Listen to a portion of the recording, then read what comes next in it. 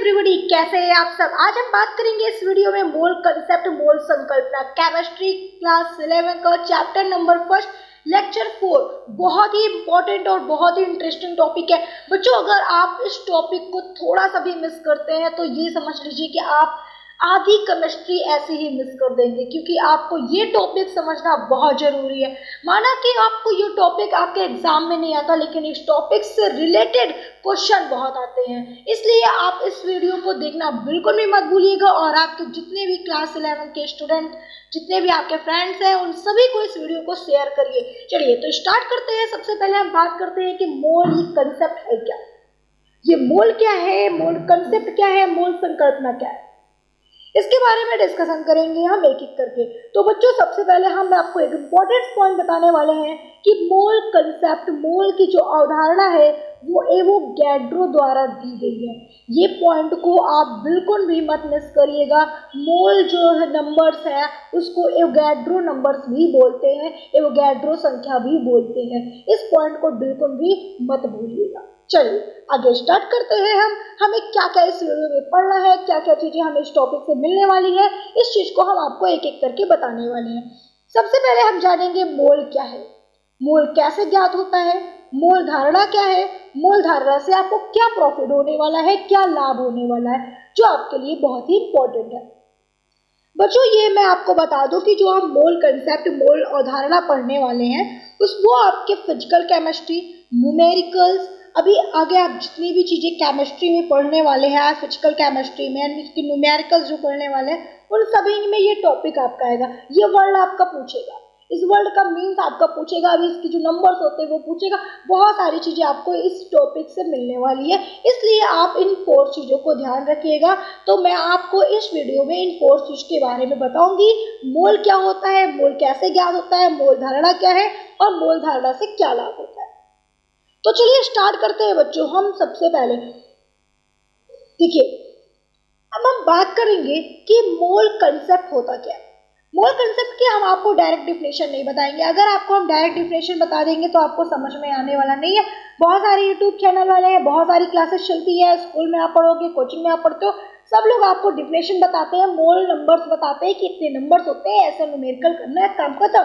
लेकिन आपको ये नहीं जानना, आपको ये जानना है ये होता क्या है, इससे क्या लाभ है, इसका आगे क्या यूज है, हमें इनके बारे में जानना है, तभी तो आपको समझ में आएगा।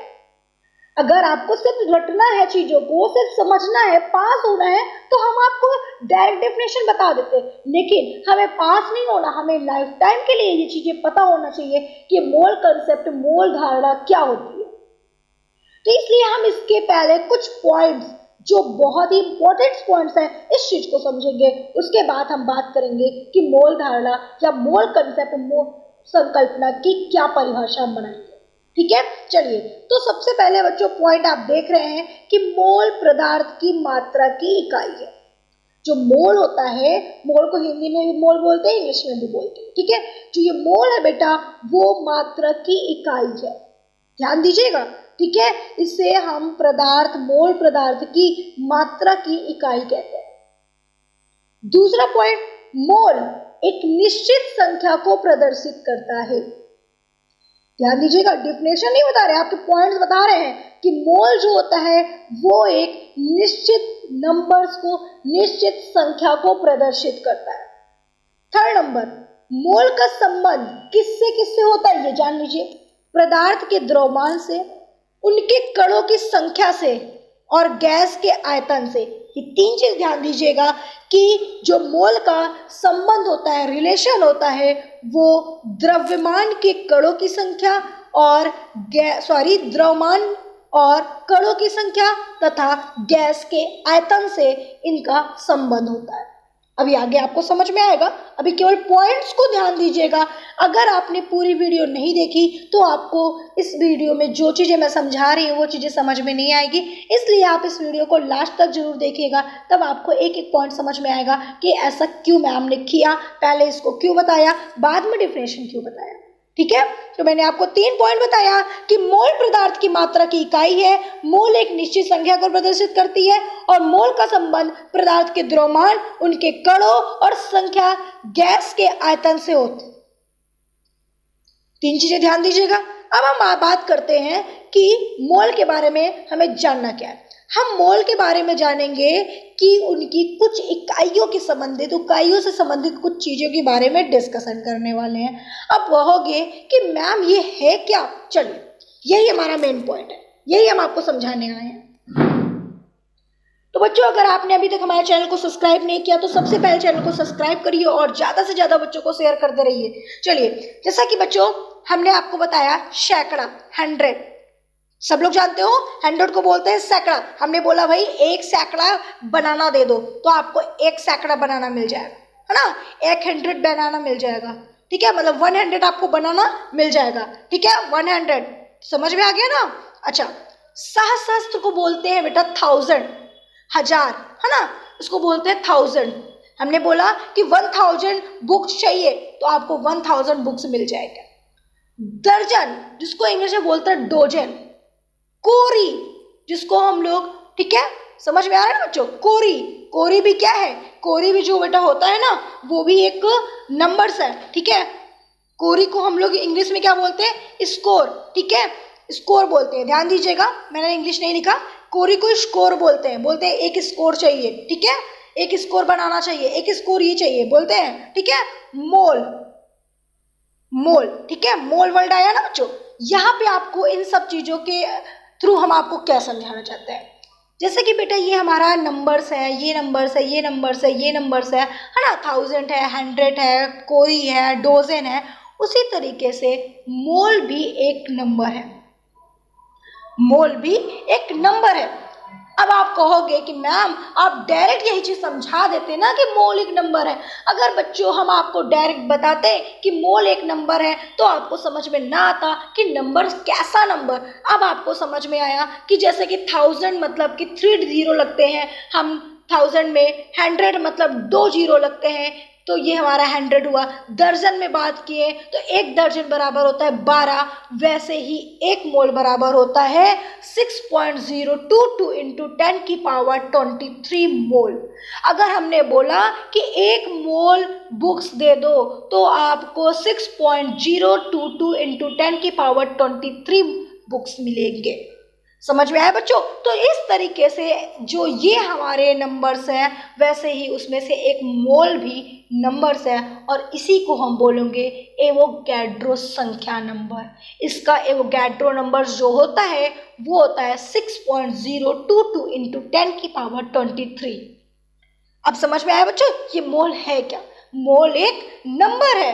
अब देखो मोल एक यूनिट है, ठीक है, हमने बताया था कि मोल पदार्थ की मात्रा की इकाई है, एक नंबर है, ठीक है। पहला पॉइंट आपने पकड़ लिया। दूसरा चलिए अभी आगे बताएंगे हम आपको, ठीक है, हमने इतनी चीजें आपको बताया। अब यहाँ पे ये समझना है बच्चों, हमने आपसे बोला कि भाई हमें 2 मोल बुक्स चाहिए तो आप 2 मोल बुक्स दे दो। अब इसमें आप 2 से गुणा कर लो, ठीक है, कितना हो जाएगा यहाँ पे? तो बच्चों यहाँ पे हो जाएगा आपका 0.4, क्या हो जाएगा? जितना भी आप गुणा करके देखिए, हम आपको नहीं बताने वाले क्या होगा।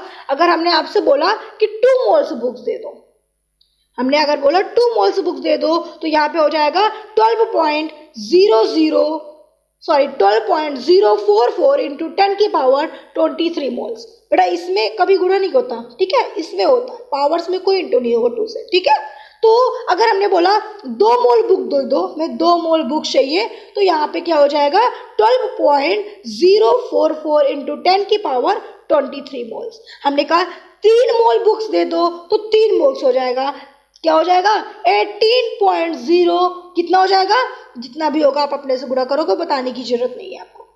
समझ में आ रहा है ना बच्चों कि मैं क्या कहना चाहती हूँ? तो बेटा ये मोल जो होता है एक नंबर्स है, जैसे कि ये सारे नंबर्स हैं जिसकी कुछ क्वांटिटी होती है, जिसका कुछ नंबर्स होता है, जिसकी कुछ संख्या होती है, वैसे ही एक मोल बराबर भी होता है 6.022 इंटू 10 की पावर 23 होता है।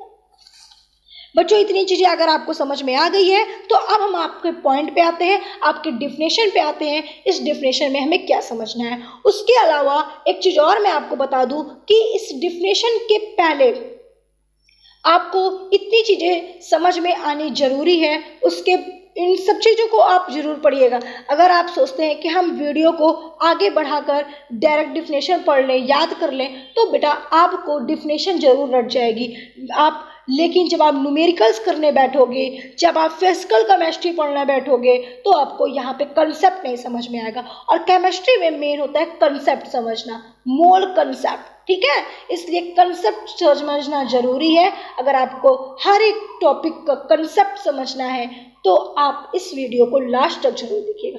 चलिए हम डिफिनेशन पे आते हैं। तो चलिए डिफिनेशन पे आते हैं। डिफिनेशन जो हमारा है मोल की डिफिनेशन आप क्या बताओगे? किसी पदार्थ का एक मोल उसकी वह मात्रा है जिसमें उतनी ही रासायनिक इकाई का कण मीन्स इलेक्ट्रॉन, प्रोटॉन, ठीक है, जितने भी कण हैं, जितने परमाणु शुद्ध कार्बन 12 के 12 में है। थोड़ा सा डिफिकल्ट लग रहा है, कुछ समझ में नहीं आ रहा, बिल्कुल समझ में नहीं आएगा, चीजों को समझो। हमने आपको बताया कि किसी पदार्थ का एक मोल उसकी वह मात्रा है जितनी उसकी रासायनिक इकाई का कण है, जितने परमाणु शुद्ध कार्बन के 12 ग्राम में है, उसे ही मोल कंसेप्ट या मोल संकल्पना कहते हैं। जैसे कि बच्चों ये हम कह सकते हैं, हमने आपको बताया कि एक दर्जन बराबर एक डोजन बराबर कितना होता है, ठीक है। तो आप बताओगे कि एक डोजन बराबर आपका 12 होगा। तो उसी तरीके से एक मोल बराबर कितना होता है? तो बच्चों एक मोल बराबर जो आपका होगा वो है 6.022 इंटू 10 की पावर 23, ठीक है। तो मैंने अभी आपको एक पॉइंट बताया था इससे पहले कि मोल पदार्थ की मात्रा की क्या है? इकाई है, जो आपके डिफिनेशन में समझने के लिए काम आया। दूसरी चीज, वो मोल एक निश्चित संख्या को प्रदर्शित करता है।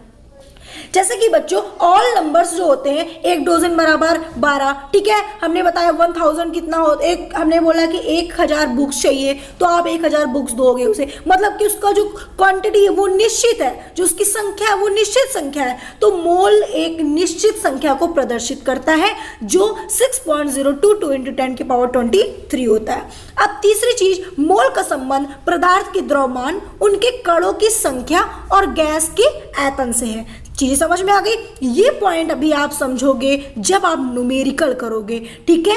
तो इसलिए इस पॉइंट को बिल्कुल भी मिस मत करना, इस पॉइंट को ध्यान रखना, क्योंकि अभी जब आपको न्यूमेरिकल्स आगे हम कराएंगे तो आपको चीजें समझ में आएगी, ठीक है। चलिए तो आइए हम डिफिनेशन फिर से एक बार देख लेते हैं। डिफिनेशन कह रहा है कि किसी पदार्थ का एक मोल उसकी वह मात्रा है जिसमें उतनी ही रासायनिक इकाई का कण है, जितने परमाणु शुद्ध कार्बन 12 के 12 में है। ओके, तो इस तरीके से आपका ये मोल कंसेप्ट की डिफिनेशन हुआ। अब देखिए मोल कंसेप्ट में और क्या क्या चीजें इंपॉर्टेंट है मैं आपको बता दे रही हूँ। कुछ फार्मूले हैं जो आपको समझना है, कुछ फार्मूले के बारे में हम डिस्कशन करेंगे, ठीक है। उसके बाद जितने फार्मूले हैं मैं आपको एक एक करके बता दे रही हूँ, एक एक करके आपको नोट करा दे रही हूँ, या आप शॉर्ट स्क्रीन कर लीजिएगा। अगर आप कॉपी में लिख रहे हैं तो बहुत ही अच्छी बात है, और कुछ इंपॉर्टेंट चीजें बता दे रही हूँ। उसके बाद हम बात करेंगे न्यूमेरिकल्स कैसे करते हैं, न्यूमेरिकल्स किस किस टाइप से बनते हैं, ठीक है। चलिए